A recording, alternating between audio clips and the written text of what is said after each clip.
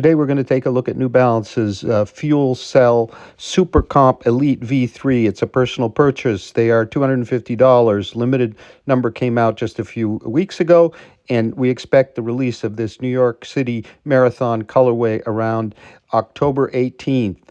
So it has the same stack height as the RC Elite 2 of 35-31 about, and the weight stays very close as well, a slight weight gain on a slightly wider platform. What really changes is the underfoot with the introduction of New Balance's Energy Arc system of a deep cavity and a bowed plate. So we're going to talk about that in the review. We're also going to compare to several other shoes, including the SC Trainer from New Balance, also with Energy Arc, as well as the RC Elite number 2 and the Endorphin Pro number 3. So stay tuned for those comparisons at the end of the review. Those familiar with the channel know that I like to go out and take them out and comment as I go. Well, this time I was up at Dartmouth College in Hanover, New Hampshire. I caught the cross-country teams during their Saturday race, and then Sunday I took them out on some of my old loops from college days. So during the video, you'll get a bit of a tour of Dartmouth. Hi everyone, Sam from RoadTrailRun. We're in Hanover, New Hampshire here, where I first cut my teeth in running, and I'm going to be taking the spectacular SC Elite from New Balance out. We're all green here, but of course it's all red with the New York City Marathon edition. So we started our morning runs here in college, university, right here at this corner. We always looked at the thermometer to see what the conditions are. We usually ran about 5 or 6 miles in the morning, and then our big workout. I'm going to go a bit further today to test them out. Real quiet on Fraternity Row here, where I hung out a lot. Okay, what are we feeling? Very bouncy, soft heel with the Energy Arc really propelling me forward. It's really, really noticeable how, even though the heel is soft, you're propelled downwards and forwards, not noticing any sharpness for the plate. This is more impulsive than the RC Elite I found really soft. Let's keep going. Okay, we're in front of the Life Sciences buildings and the Dartmouth Medical School. Let's talk a bit about fit of our SC Elite 3. So I am 8.5. This is definitely true to size. I'm finding the midfoot here a bit voluminous on my narrower right foot, perfect fit on my wider left. You'll notice the lacing system doesn't have eyelets, it has loops, and you can see there's no back hole, but you can pull forward on the that last loop to get the sizing. As far as compared to the RC Elite 2, please stay tuned, as later on in the video I'm going to compare in an A/B run the RC Elite 2 to the SC Elite 3, and I'm also going to compare the SC Elite 3 to the SC Trainer, its close cousin. A little more streamlined in fit, I think, up front, but very, very comfortable. It's surprising, I think, because it doesn't look super wide, but there may be just enough give. So the tongue is a kind of stretch knit. It's soft, it's comfortable. The laces are well matched to it. I'm not feeling any bite yet. We have just a little bit of toe bumper. So that's a really kind of marathon suitable fit. It's not kind of a super dialed in race flat fit. It seems appropriate so far. Upper heel hold on the wider foot is excellent. I'm going to adjust a bit here on the narrower foot and keep going, and then report some more when we talk a bit about the ride. So the medical school here at Dartmouth is named after Ted Geisel. You may know who he is, the author of Dr. Seuss, the Dr. Seuss books. He was an alum of Dartmouth. He was in my fraternity, and he donated the money to build many of the new buildings here in this new medical school. Isn't that cool? So yesterday I was out here on the golf course to watch a men's and women's race and run with some of the old alums. It's interesting to note Dartmouth team won the men's race and the women's, and most of the men were wearing Vaporfly or Alpha Fly, actually. Very few in spikes. Kind of interesting. So I've gone up and down a few hills, steeper hills, and I'm finding them soft but very stable. And what I really like on the uphills, they climb very easily. I think there's a bit of flex in the carbon plate, or a bit of give, even though it is a rigid rocker shoe. So if you maybe found something like the Asics Metaspeed Sky too aggressive, too sharp in plate action, this is one to look at. So I even got on some dirt and some fairly steep downhills here, and they were very stable. So I just came through a series of steep downhill, then a steep uphill, and they were both stable, very stable, even on the dirt, as you saw, and they climb extremely well. On this steep pavement, I couldn't feel like the sharpness of the plate getting in my way, so I rolled up real smooth, feeling like a really good choice for a hilly marathon for sure, and of course flat ones too. Fit continues to be good, still a bit low, my foot I think a bit low volume, my narrower foot compared to my other, a little bit looser here, mainly the midfoot, not so much the heel. It's going to keep going. So I ended up back at the College Green, about 8:54 pace for 7 miles, about 406 feet of climbing. So now I'll get into a little bit of how they performed, and then later on we'll have those comparisons. So now we're standing in front of Baker Tower, which is the library. Okay, a few more comments about the fit and the upper here. The sock liner is glued in. You can see the New York Roadrunners logoing there. That's cool.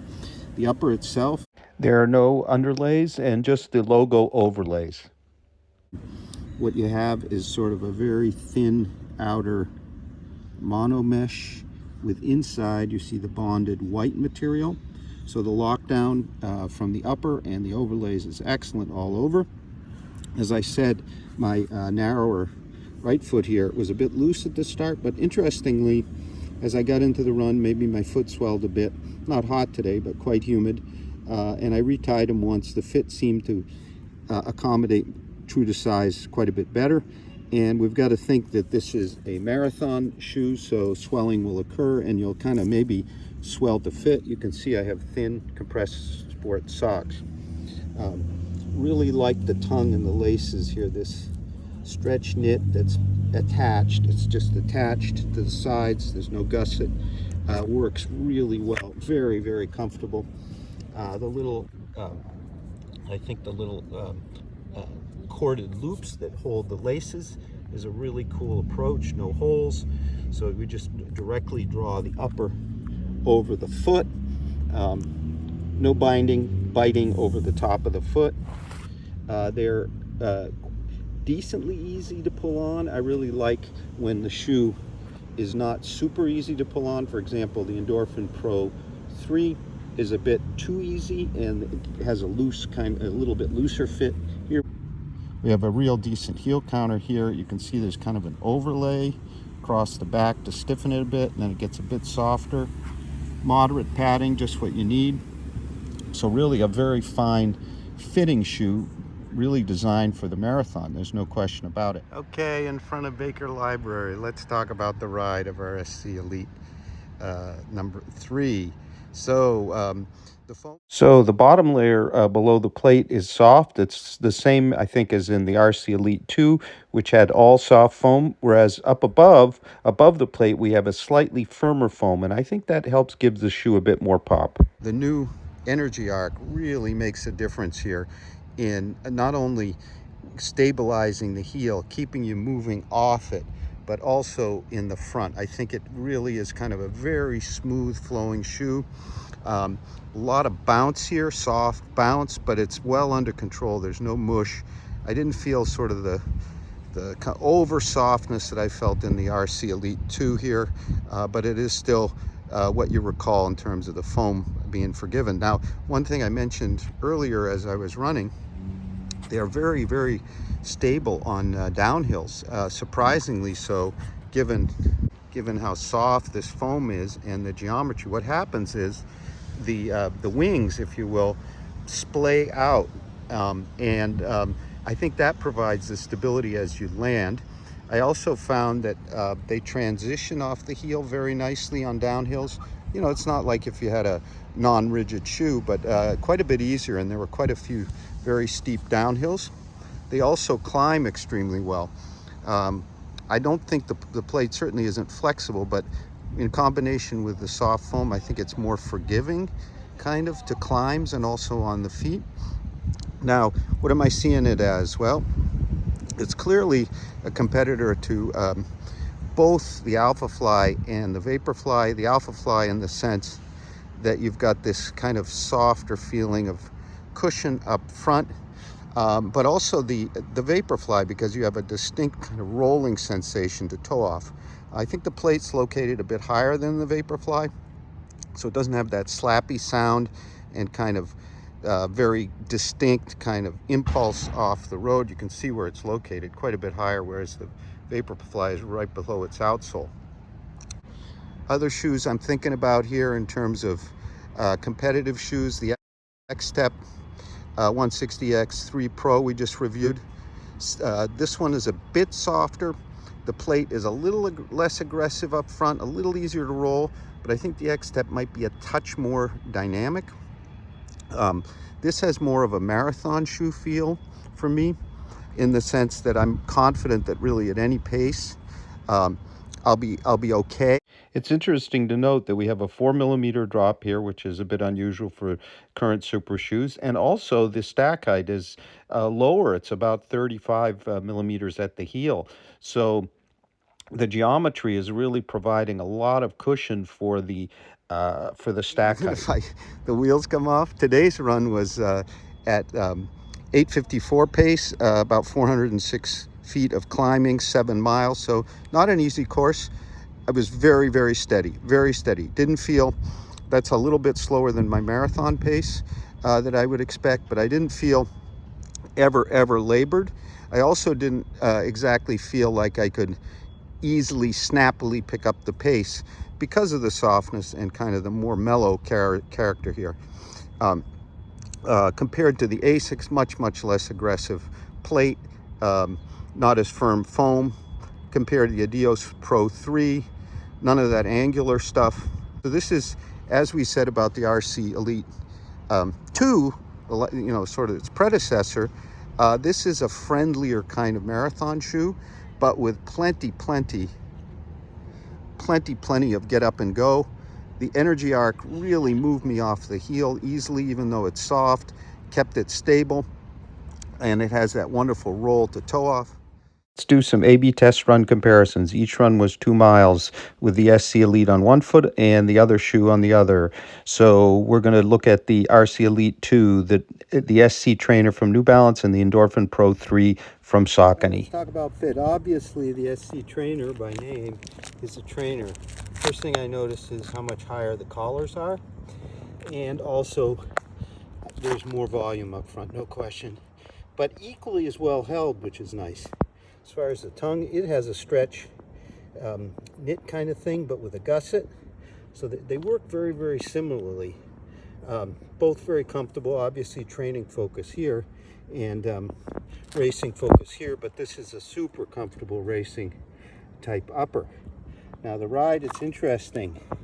I'm going to not go as far because we have so much more heel stack height here, at least 45 millimeters, and I think in my measurements we're at about 35 over here, so I don't want to hurt myself, but there's some differences. So when I get back to the house, I'll tell you what I thought about the comparative ride. There's some surprises, actually. Okay, let's get the weight out of the way.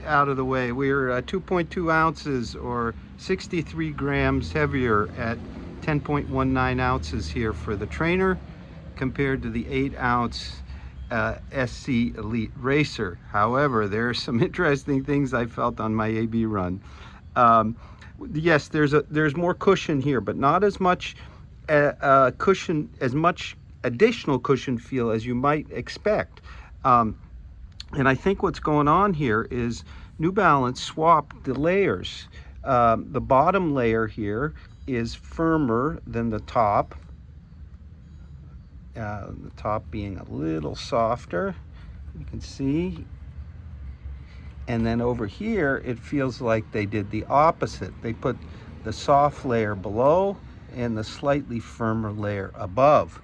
So what does that do? Well, strangely enough, over here it felt snappier on toe off, a little more decisive because we've got that firmer foam below the plate, whereas here it felt softer, clearly more agile. The width of the two platforms really comes into play here, as you can see.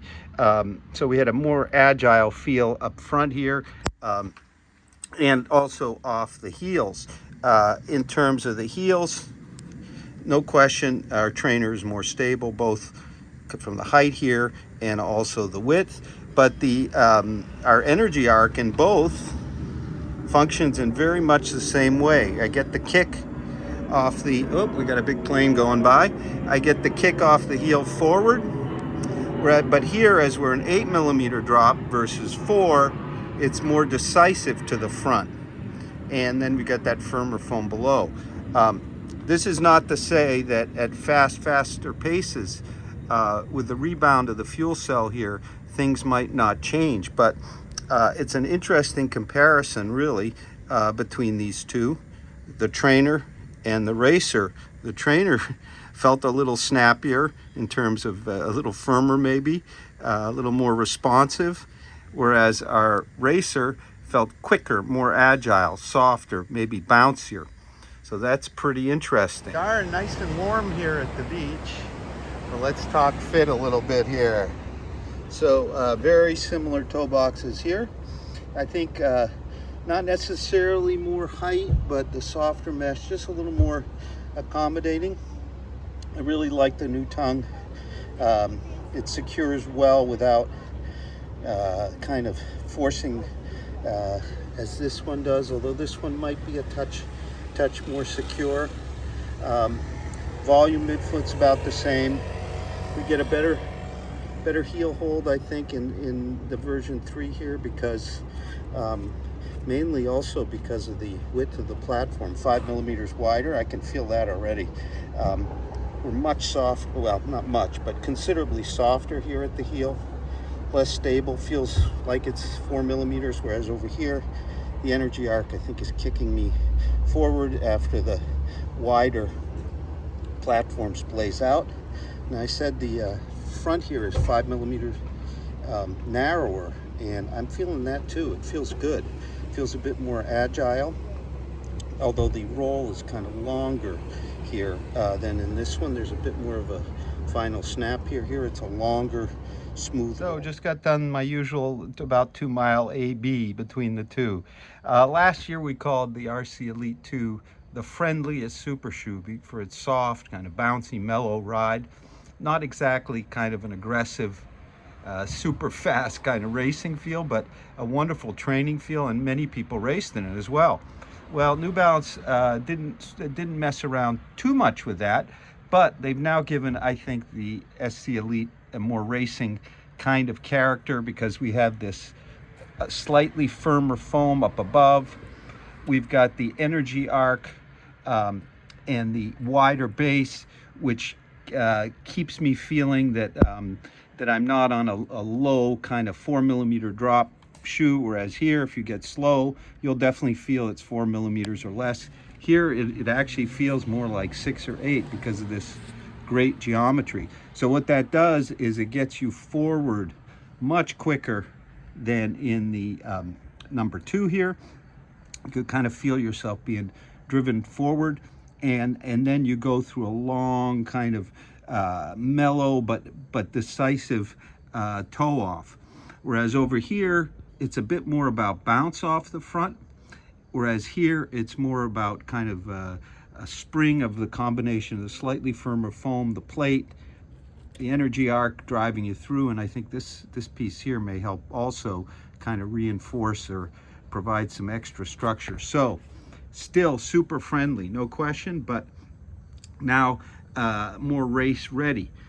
Is it the most aggressive of the super shoes? No, but it's still, I think, the friendliest. The one I might, and I spoke about it earlier up at Dartmouth, the X-Step is one that's friendly, but it has a more aggressive plate in the mix. So let's talk about fit between these two beauties.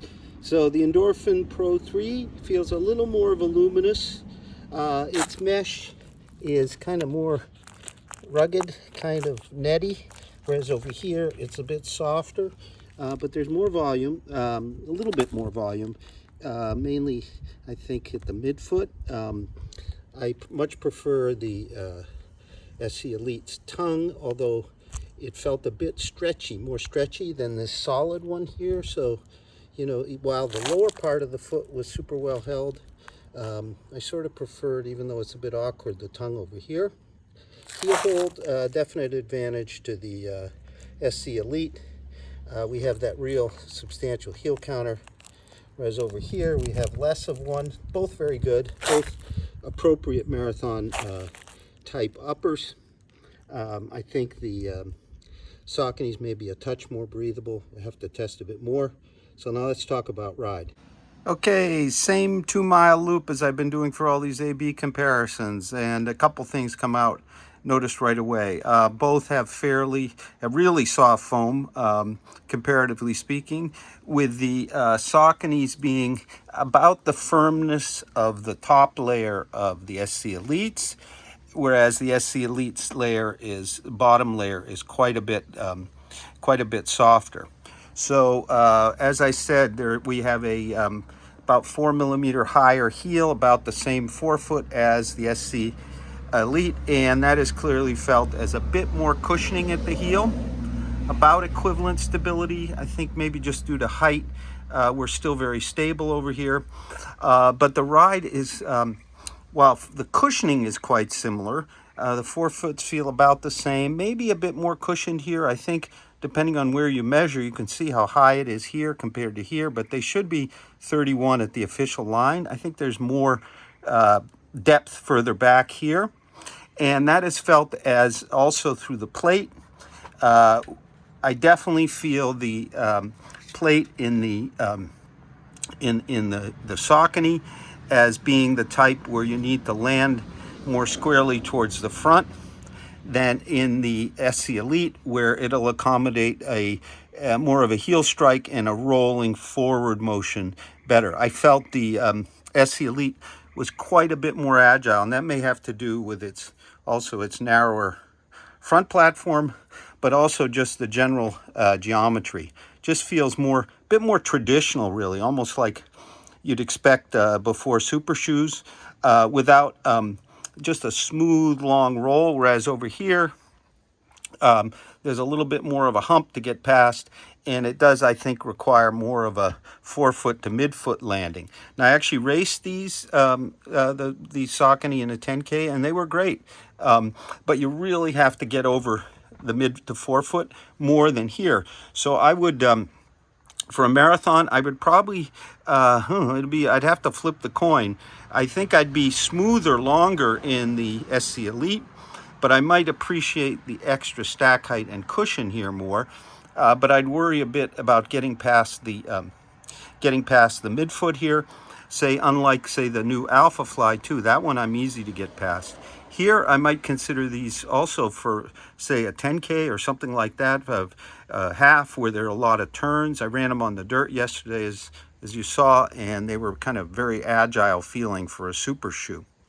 So it's a kind of a tough choice between these two. Very similar fitting, very similar foam, bit more heel stack, a bit more aggressive plate, more traditional rolling feel, soft.